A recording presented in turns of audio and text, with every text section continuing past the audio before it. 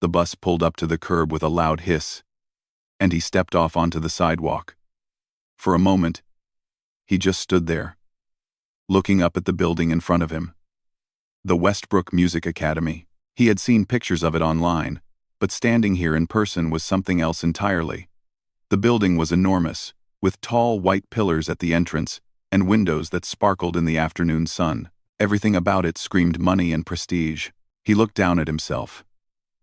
His dress shirt was wrinkled from the 2-hour bus ride. The sleeves were a little too short because he had grown since he bought it at the thrift store last year.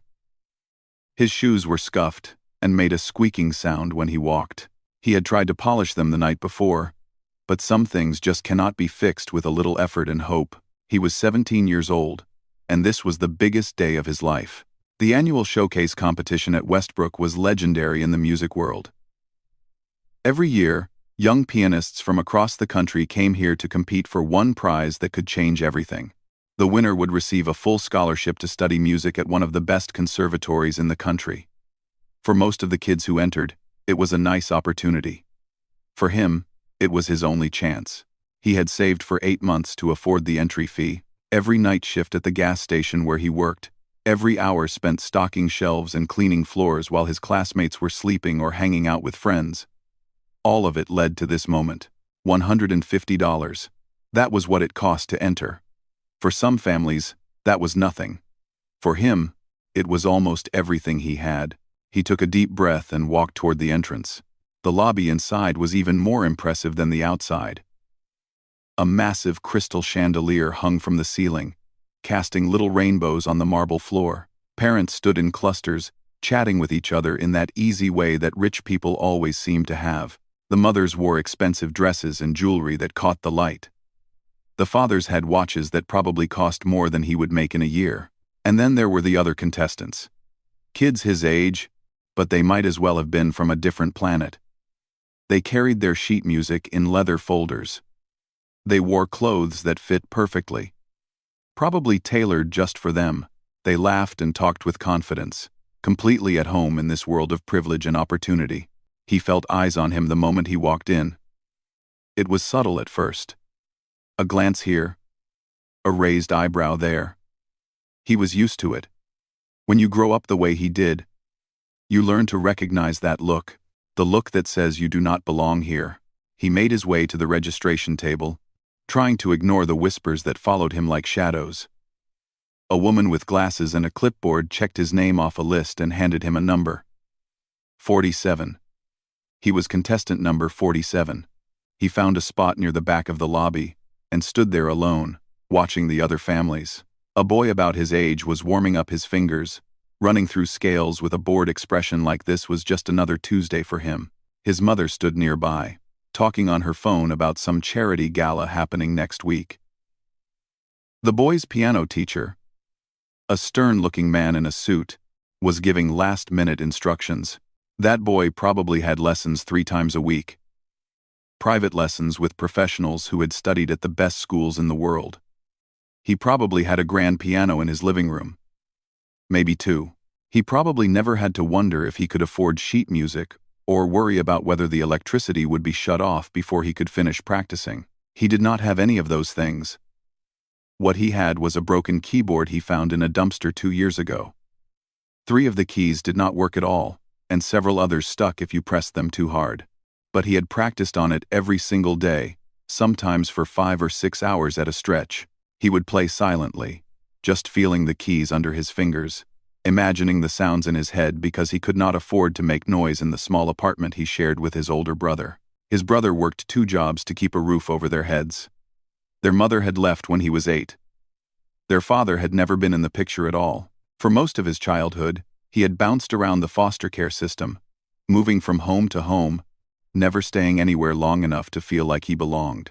Music was the only thing that stayed constant. The only thing that no one could take away from him. He discovered piano when he was 6 years old. One of his foster mothers, an elderly woman with kind eyes and arthritic hands, had an old upright piano in her living room. It was out of tune and missing a few keys. But to him, it was the most beautiful thing he had ever seen. While the other kids in the house watched cartoons or played video games, He would sit at that piano for hours, pressing the keys and listening to the sounds they made. The old woman noticed. She had been a music teacher once, a long time ago. She saw something in the way he approached the instrument. Not with childish banging or random noise, but with curiosity, with reverence. She started teaching him, just a little at first, then more and more as she realized what she had found.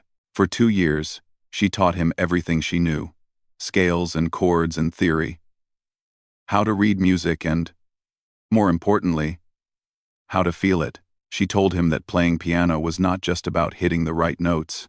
It was about telling a story. It was about taking everything inside of you and letting it pour out through your fingers. Then she got sick. She passed away 3 months later, and he was moved to another foster home. No piano there. No music at all. Actually, the family he stayed with did not care about things like that. They were just collecting the check from the state, but he never stopped. He could not stop. Music had become part of who he was, and losing access to a piano felt like losing a piece of his soul. He checked out books from the library and taught himself music theory. He watched videos on the old computers at the public library, studying the way professional pianists moved their hands, memorizing their techniques. He would sit in class and practice finger movements on his desk, driving his teachers crazy but not caring because this was all he had. When he was 15, he found that broken keyboard in the dumpster behind an apartment building. He carried it home like it was made of gold. He spent weeks fixing what he could, and then he practiced on it every night, silently, imagining the music in his head. A year later, he discovered a small church, a few blocks from his apartment. The pastor there was an old man who had seen a lot of hard times himself. When he found out about the boy who loved piano but had no way to play, he gave him a key to the building. Every night, from 10 at night until 2 in the morning, he would let himself into that empty church and play on their old piano. That was where he had prepared for today. Hundreds of hours in that quiet church, teaching himself pieces that most students spent years learning with professional guidance. Now here he was, standing in the lobby of the most prestigious music academy in the region, surrounded by people who had been given every advantage in life, people who looked at him and saw nothing but a poor kid in wrinkled clothes who obviously did not belong. A group of boys near the refreshment table had been watching him for a while now. One of them, a tall kid with slicked back hair and an expensive-looking blazer, said something to his friends. They all laughed. The tall kid's voice carried across the lobby, just loud enough for him to hear. Did someone let the janitor's kid in by mistake? More laughter. Another boy added, maybe he is here to tune the pianos. He felt his face get hot, but he did not react. He had heard worse, much worse. He had learned a long time ago that reacting only made things worse. So he stood there, silent, staring straight ahead, but inside, something was burning. Not anger, exactly. Something else. Something that had been building for years. Today, he would show them all. The competition was scheduled to begin at 2 in the afternoon. Contestants were called in order, one by one, to perform on the grand stage inside the main auditorium. He was number 47, which meant he had a long wait ahead of him. He found a seat in the back row of the auditorium and settled in to watch the other performers. Part of him wanted to leave, to go outside and get some fresh air, but he knew that watching the competition was important. He needed to see what he was up against. The first contestant was a girl who looked about 15. She walked onto the stage with the kind of confidence that only comes from years of performance experience. Her parents sat in the front row, beaming with pride. Her piano teacher sat beside them, nodding along as she played a piece by Chopin. She was good, really good. Her fingers moved across the keys with precision and grace. Every note was exactly where it should be, every rhythm perfect. When she finished, the audience applauded warmly, and she took a little bow before walking off the stage. The next performer was just as impressive, and the one after that, and the one after that. As he watched, he began to understand something that made his stomach tighten. These kids were not just talented. They were polished. They had been shaped and molded by years of professional training. They knew exactly how to sit, how to breathe, how to present themselves. They had performed in recitals and competitions their whole lives. This was just another stage for them, another opportunity to show off skills that had been carefully cultivated since childhood. He had none of that. He had taught himself almost everything he knew. He had never performed in front of an audience before. The biggest crowd he had ever played for was the empty pews of that old church, and maybe a stray cat that wandered in one night through an open window. For the first time since arriving, doubt started to creep into his mind. What was he doing here? Who was he kidding? These people had spent thousands of dollars on lessons and instruments and training. He had a broken keyboard and library books. How could he possibly compete with that? He closed his eyes and took a deep breath. He thought about the old woman who had first taught him to play. He could still hear her voice, soft and patient, guiding his small fingers across the keys. Music is not about being perfect, she used to say. It is about being honest. When you play, you are not just making sounds. You are telling the world who you are, and that is something no one can teach you. That comes from inside. He held onto those words like a lifeline. The hours passed slowly. Contestant after contestant took the stage. Some were exceptional. Some were merely good. A few made mistakes, hitting wrong notes or losing their rhythm, and he could see the disappointment on their faces as they walked off the stage. The tall boy who had mocked him earlier, the one with the slicked-back hair and the expensive blazer, was contestant number 32.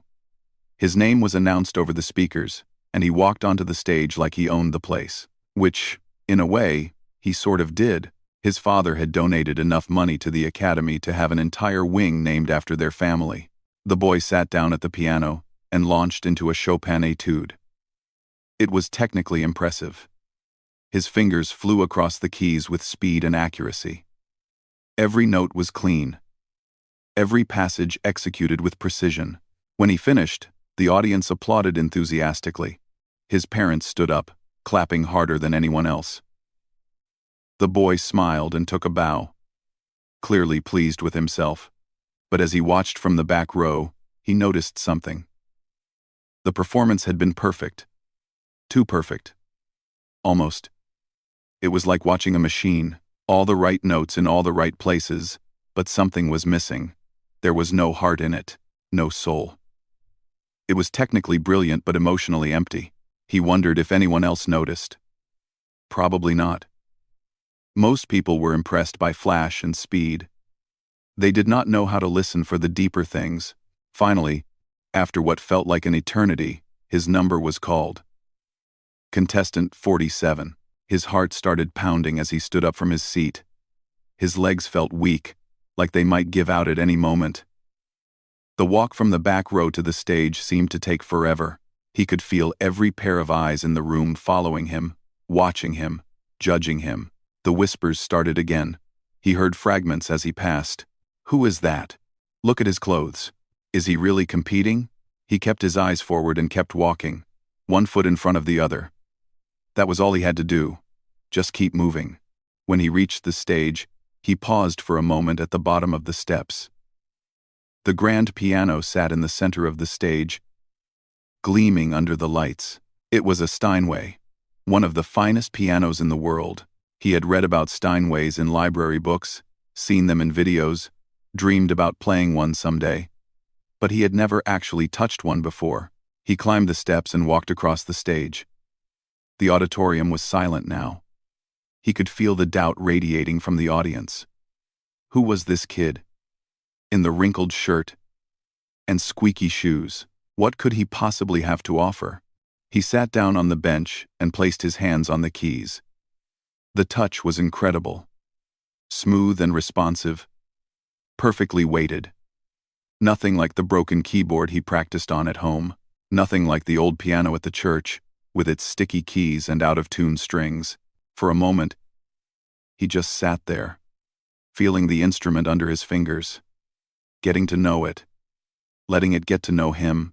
The judges sat at a long table in the front row. 3 of them, all looking stern and serious. The one in the middle was a woman with silver hair and sharp eyes. He had read about her online. She was a famous concert pianist who had performed in the greatest halls in the world. She had judged this competition for over 20 years and was known for being impossible to impress. She stared at him now, her expression unreadable. Waiting, he had chosen his piece carefully. It was a risk. A big one.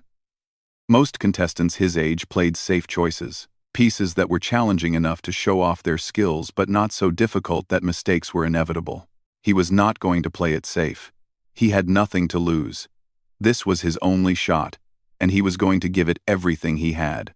The piece he had chosen was called La Campanella, written by Franz Liszt over 150 years ago. It was considered one of the most difficult piano pieces ever composed. Professional pianists practiced for years to master it. Some never did. It required incredible speed, precision, and control. One wrong move, one moment of hesitation, and the whole thing would fall apart. But it also required something else. Something that could not be taught in expensive lessons or learned from famous teachers. It required heart. He closed his eyes and took one last breath. He thought about the old woman who had believed in him when no one else did.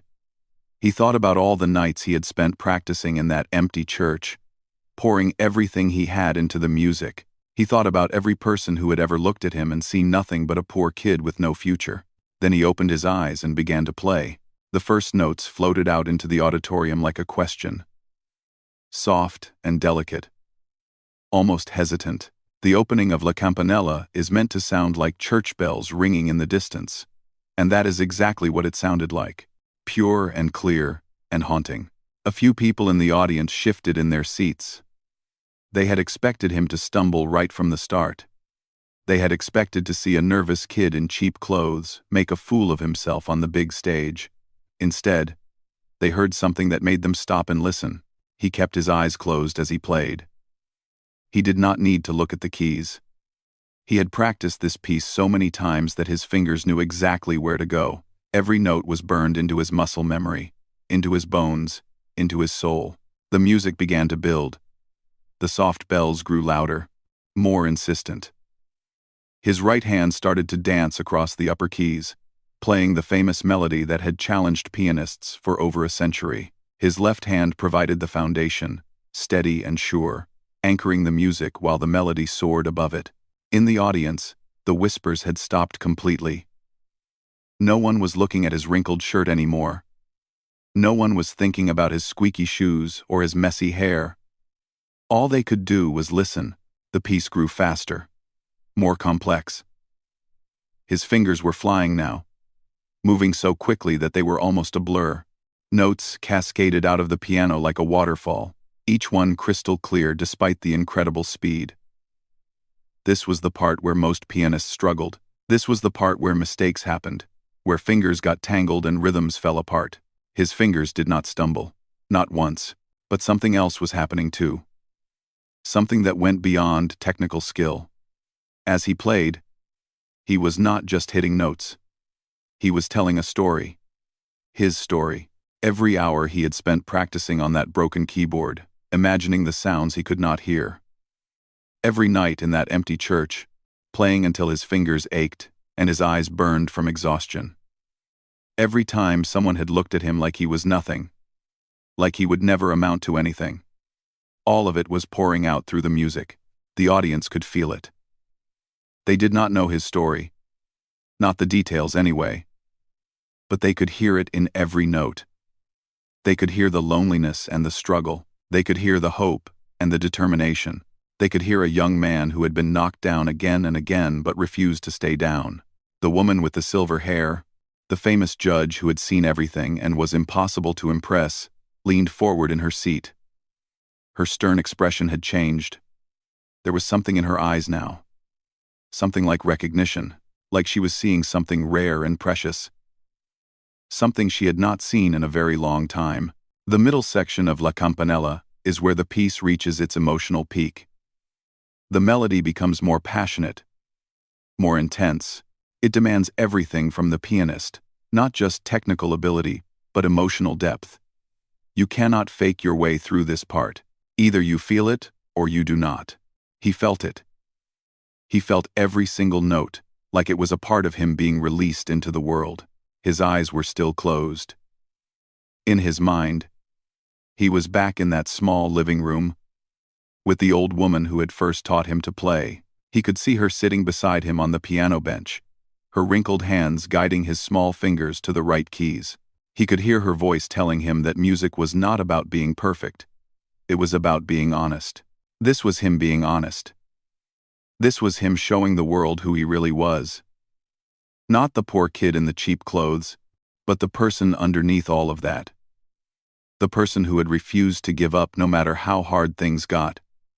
The person who had found beauty in broken things and made music out of silence. The piece built toward its climax. His fingers were moving faster than ever now, executing runs and jumps that seemed almost impossible. The Steinway sang under his touch, filling the auditorium with sound that seemed too big, too powerful to be coming from one person and one instrument. And then, in the final moments, the music began to soften again. The storm passed, and the bells returned, quiet and peaceful, like the end of a long journey. Like coming home after being lost for a very long time. He played the last few notes with his eyes still closed. The final chord hung in the air for a moment, vibrating with everything he had put into it. Then, silence. Complete and total silence. He opened his eyes. For a second, he was confused. Why was no one making any sound? Had he messed up somewhere? Had he done something wrong? Then he looked out at the audience and understood. People were staring at him with their mouths open. A woman in the third row had tears running down her cheeks. The tall boy with the slicked-back hair, the one who had mocked him in the lobby, was sitting completely still, his face pale and his eyes wide. The silence stretched on for what felt like forever. 1 second, 2 seconds, 3. Then someone in the back started clapping. Slowly at first, then faster. Another person joined in. Then another. Within moments, the entire auditorium had erupted into applause. People were standing up, not just a few people, everyone. The whole audience was on their feet, clapping and cheering like they had just witnessed something extraordinary, because they had. He sat at the piano, frozen, unable to process what was happening. This was not how he had imagined it. In his dreams, he had hoped for polite applause, maybe a few kind words from the judges. He had never imagined this. A standing ovation, people crying, people cheering. The applause went on and on. 1 minute, 2 minutes, 3 minutes. It showed no signs of stopping. Finally, he remembered that he was supposed to stand up and bow. His legs felt weak as he rose from the bench. He gave a small, awkward bow, not sure what to do with his hands or where to look. He had never learned the proper etiquette for something like this. No one had ever taught him how to accept a standing ovation. As he walked off the stage, his legs shaking and his heart pounding, he passed by the judge's table. The woman with the silver hair caught his eye. She did not say anything. She just nodded at him, a small gesture that meant more than any words could have. He made it backstage before his legs finally gave out. He leaned against the wall and slid down to the floor. Sitting there in the dim hallway, trying to catch his breath. His hands were trembling. His whole body was trembling. He had done it. He had actually done it. Out in the auditorium, the applause was still going. He could hear it through the walls, muffled but unmistakable. All those people, still clapping for him, for the kid in the wrinkled shirt who nobody thought belonged here. He put his head in his hands and, for the first time in years, he let himself cry. Not sad tears, not tears of pain or loneliness or frustration. These were different. These were the tears of someone who had carried a heavy weight for a very long time and had finally been allowed to set it down. He did not know what would happen next. He did not know if he would win the competition or what the judges would say. But in that moment, none of that mattered. He had walked onto that stage as a nobody. He had walked off as something else entirely, and nothing would ever be the same again. He was still sitting on the floor backstage when he heard footsteps approaching. He quickly wiped his eyes and tried to pull himself together. The last thing he wanted was for someone to see him like this, sitting on the ground crying like a little kid. But when he looked up, he saw something he did not expect.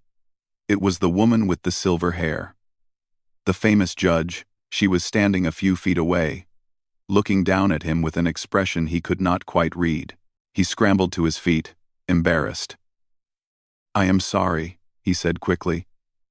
I needed a minute." She held up her hand to stop him. "You do not need to apologize for anything," she said. Her voice was softer than he had expected. On stage, she had looked so stern and intimidating.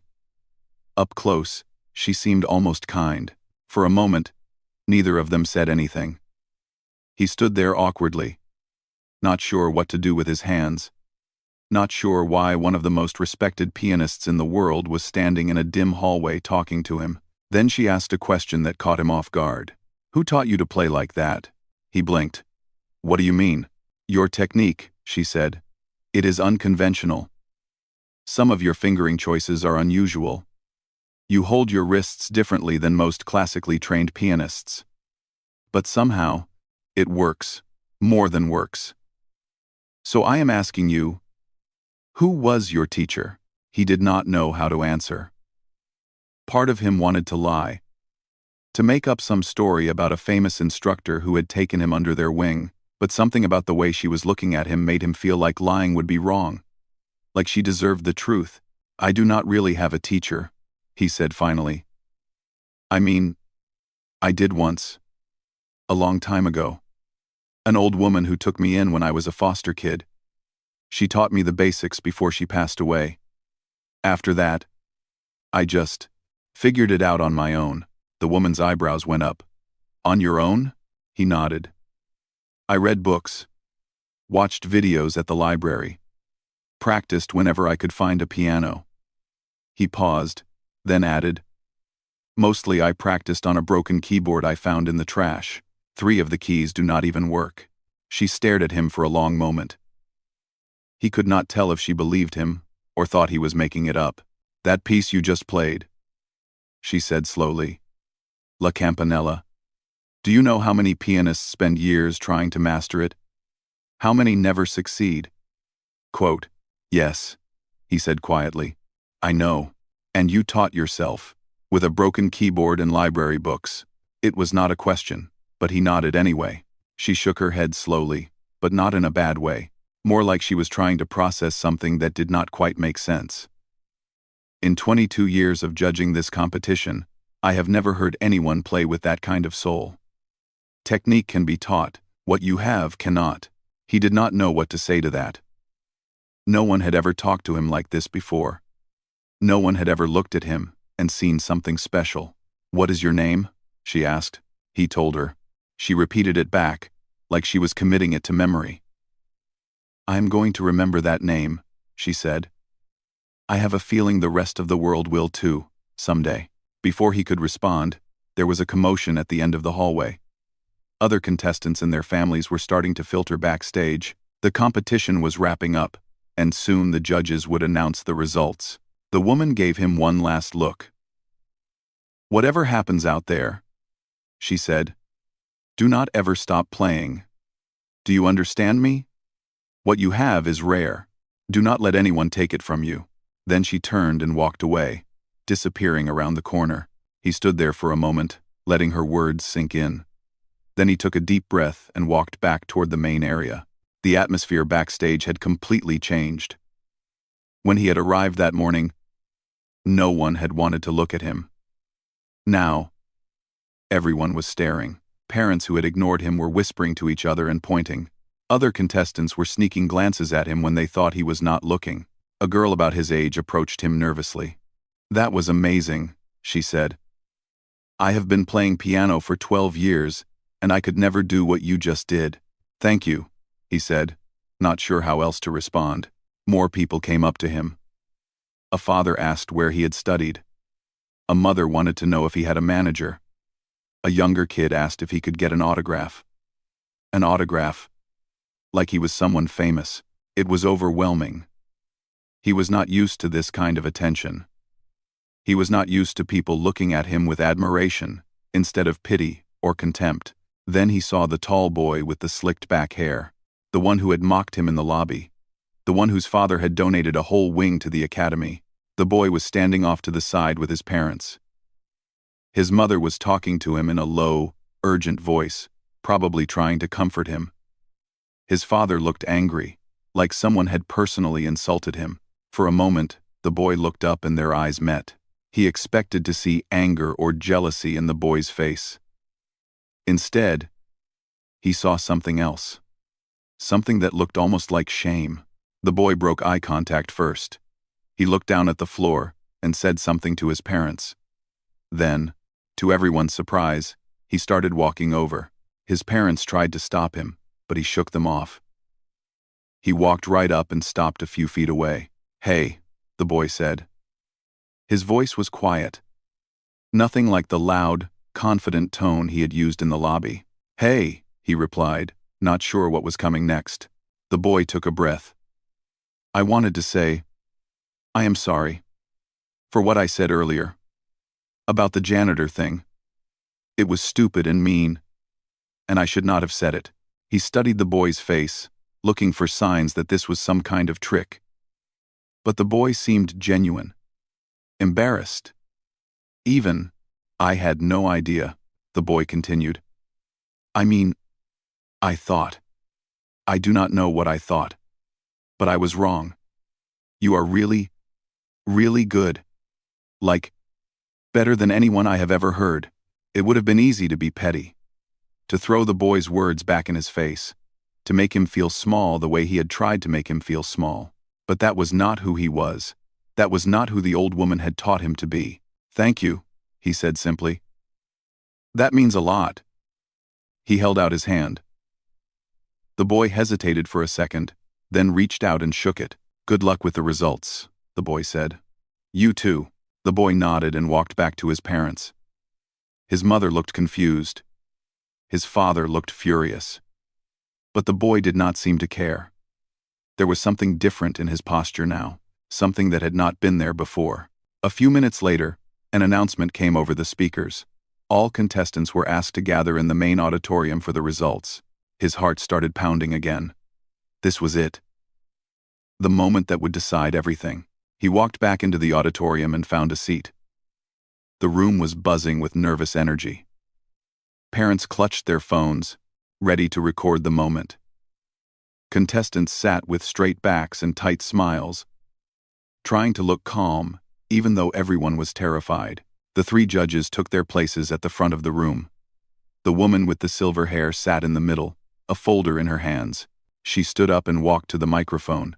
"Thank you all for being here today," she began. "We saw many talented performers, and the decision was not easy." She paused, and the room held its breath. But in the end, one performance stood out above all the others. One performance reminded us why we fell in love with music in the first place. She opened the folder and looked down at the paper inside. "The winner of this year's Westbrook Music Academy Showcase and the recipient of the full scholarship is..." She looked up, and her eyes found him in the crowd. She said his name. For a moment, he did not move. He was not sure he had heard correctly. Maybe his mind was playing tricks on him. Maybe he had wanted it so badly that he had imagined it. But then people started turning around to look at him. The girl who had complimented him backstage was smiling and clapping. The boy who had apologized was nodding slowly, like he had expected this all along. Parents were craning their necks to see who had won. It was real. He had actually won. He stood up on shaky legs and made his way to the front of the auditorium. The applause was deafening. People were standing again, just like they had after his performance. He walked past rows and rows of faces, some smiling, some stunned, some wiping away tears. When he reached the stage, the woman with the silver hair was waiting for him. She shook his hand firmly, and he could see the pride in her eyes. Then she handed him an envelope and a small trophy.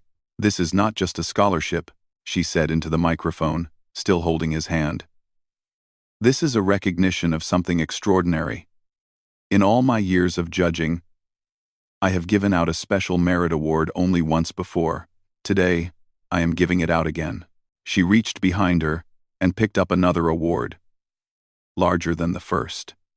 The audience gasped. Whispers rippled through the crowd. "This young man taught himself to play piano," she continued. "He practiced on a broken keyboard.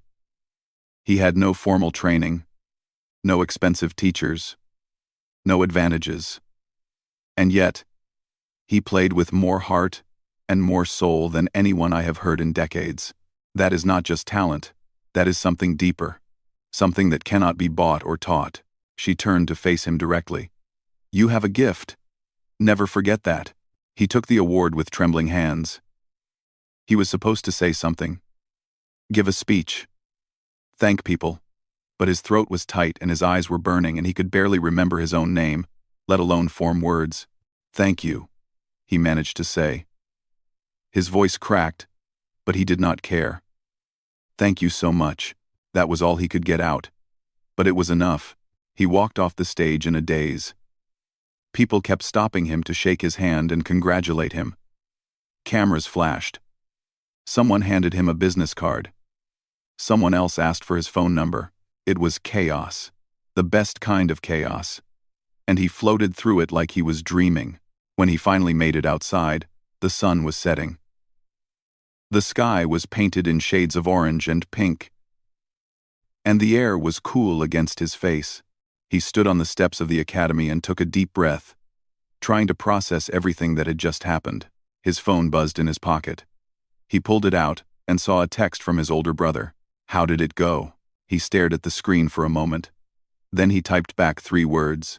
I won everything. His phone rang almost immediately. His brother's voice was loud and excited on the other end, asking a million questions at once. He answered as best he could, laughing and crying at the same time. His brother promised to pick him up in an hour. He was going to borrow a friend's car and drive across town. They were going to celebrate. After he hung up, he sat down on the steps and looked out at the street. Cars passed by. People walked their dogs. The world kept moving, just like it always did. But for him, everything had changed. 5 years later, he stood backstage at one of the most famous concert halls in the country. In just a few minutes, he would walk out onto that stage and perform with a full orchestra. His debut, the moment he had been working toward his entire life. So much had happened since that day at the Westbrook Academy. The scholarship had opened doors he never knew existed. He had studied with some of the best teachers in the world. He had performed in recitals and competitions across the country, winning most of them. He had been featured in magazines and newspapers. People called him a prodigy, a once-in-a-generation talent, but he never forgot where he came from. In his dressing room, he kept 2 photographs. One was of the old woman who had first taught him to play. He had found it years ago, buried in some old foster care records. She was smiling in the picture, sitting at her piano, looking exactly the way he remembered her. The other photograph was of the little church where he had practiced all those late nights. The pastor had passed away a few years back, but not before seeing him perform on television. The old man had called him after the broadcast, his voice weak but happy. I always knew you were special, he had said. I am so proud of you. Those 2 photographs reminded him of who he was. Not the famous pianist that people read about in magazines, but the kid who had nothing and found everything in music. There was a knock on the door. A stagehand poked her head in. 5 minutes, she said. He nodded and stood up. He looked at himself in the mirror. The suit he was wearing cost more than everything he had owned as a teenager combined. His shoes were polished and perfect. His hair was neat. He looked like someone important, but inside, he was still the same person. Still the kid who practiced on a broken keyboard. Still the kid who cried on the floor backstage after his first standing ovation. That kid would always be a part of him, and he never wanted to lose that. He walked out of the dressing room and headed toward the stage. The hallway was busy with orchestra members and crew, all preparing for the performance. He nodded and smiled at people as he passed. But his mind was somewhere else. As he rounded a corner, he noticed a group of young students standing near a window. They were on some kind of field trip, probably here to watch the concert. Most of them were chatting excitedly with each other. But one girl stood apart from the group. She looked about 10 or 11. Her clothes were a little worn, not quite fitting right. Her shoes were scuffed. She had the same watchful eyes that he used to have. The eyes of someone who had learned early that the world was not always kind. She was staring through the window at the stage, her face pressed against the glass. There was something in her expression that he recognized. Longing. Wonder. A desperate hope that maybe, just maybe, she could be part of that world someday. He stopped walking. The stagehand was waving at him, pointing at her watch. He was supposed to be on stage in 3 minutes, but this was more important. He walked over to the girl. She noticed him approaching and took a step back, surprised. Probably wondering why some fancy-looking adult was paying attention to her. He knelt down so he was at her eye level. "Do you like music?" he asked gently. She nodded, still looking uncertain. "Do you play any instruments?" "I want to learn piano," she said quietly. "But we cannot afford lessons." "We do not even have a piano." He smiled. It was like looking into a mirror, 20 years in the past. "Can I tell you something?" he said. "Something important?" She nodded again. "The piano does not care where you come from. It does not care if you are rich or poor. It does not care about your clothes, or your house, or what anyone else thinks of you. It only cares about one thing. What you have to say." Her eyes widened a little. She was listening, really listening, the way only kids can. "I grew up just like you," he continued. "No money. No piano. Everyone told me I would never make it. But I did not listen to them. I listened to the music. And it led me here." He reached into his pocket and pulled out a card. It had his name on it and a phone number for his foundation, the organization he had started to help kids like her get access to music education. "If you ever want to learn," he said, pressing the card into her hand, "call this number. We will find you a piano. We will find you a teacher. All you have to do is promise me one thing." "What?" she whispered. "Never give up, no matter what anyone says, no matter how hard it gets. Promise me." She looked down at the card, then back up at him. A small smile spread across her face. "I promise," she said. He smiled back and stood up. The stagehand was practically having a heart attack now, waving frantically from down the hall. He gave the girl one last nod, then turned and walked toward the stage. The orchestra was already seated. The audience was waiting. Thousands of people, all there to hear him play. He walked to the piano, sat down, and placed his hands on the keys. Then he closed his eyes, took a breath, and began to play. And somewhere in the audience, a little girl with worn clothes and watchful eyes clutched a business card in her hand and dreamed of the day when she would do the same.